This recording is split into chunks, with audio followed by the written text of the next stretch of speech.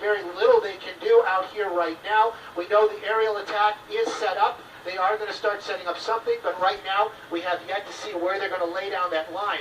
And these flames just continue to eat up these properties and continue to march closer to Wrightwood. And you know, Stu, when you show us that house, so we can imagine the size of the house, it gives you a pretty good indication of how tall those flames are. And someone with, no matter how sophisticated your home watering system is, firefighting system, flames like that will simply overwhelm you. That's why they... Definitely.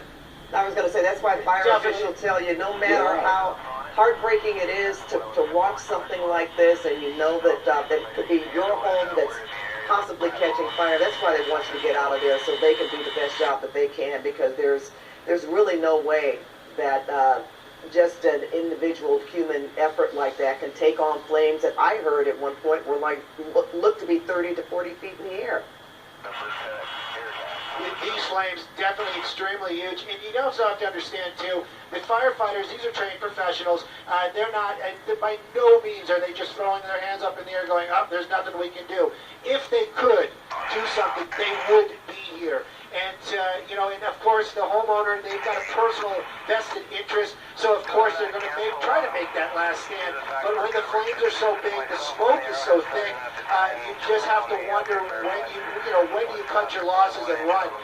This home, you can see the wind starting to shift right now. That smoke, this is what we were talking about. We've been seeing this all afternoon. That smoke is going to start covering it up, and that wind is actually going to feed that fire that's going to continue to burn on that home. Maybe have some vegetation down right there near some of this area where they probably had some plants set up. Maybe this was an active ranch area. All this right now on fire this afternoon. And again, this is just one of the many ranches that we've been watching, just one by one, get enveloped by the smoke as these flames continue to walk or move along the 138 over here from Wrightwood to get to the 15, if that gives you an idea where this is.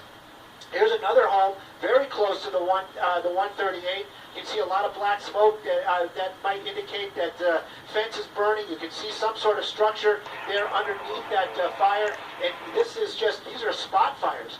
This gives you an idea how this fire moves. It just picks up an ember, drops it a little bit farther up, starts another spot fire. And that just continues on and on and on. You can see some of these flames right by the freeway right there, just burning. There's a lot of road construction out here. They've been trying to widen the 138 through this area. It has been a two-lane road forever. But here's some more of these ranches. This one, nothing right now, but those flames so close. And take a look at those trees real quick. I don't have to really pick that up, but they're moving. And that shows you that there's a lot of wind out there. That pool actually has little waves in it. So there's a lot of wind out there, and that's going to keep moving these flames in this direction. More homes, more fire. Just so devastating to watch. When Steve was talking about cutting your losses, the thing about, when they tell you to evacuate, because they're giving you a route that's safe to use for evacuation purposes. Plus, the longer you stay and you decide it's time to quote-unquote cut your losses, then you might be impeding firefighters and firefighting equipment from getting in there to fight the fire. Yes, and plus you could be trapped. I remember some people were trying to leave earlier that were told to evacuate, and they had to take a different route. Thankfully, that route was open, and they were able to get out the time. Stu was talking about those trees moving, and little waves on that little tiny pool. Evelyn tapped us into Jackie Johnson and I. Evelyn, what are the winds like up there right now? We'll see very gusty conditions right now, 17-mile-per-hour winds in the area, but I do want to remind you guys that wildfires, they're a force of nature, so they essentially can create their own weather, and that's what we're seeing right there. So even though we're looking at 17-mile-per-hour wind gusts in the immediate area, on the fire lines, we could see much gustier conditions. So again, at this point, we could see wind gusts 30, 40 miles per hour. So basically, we have in-drafts coming in. And when that happens, we just got the Cross Force Drive.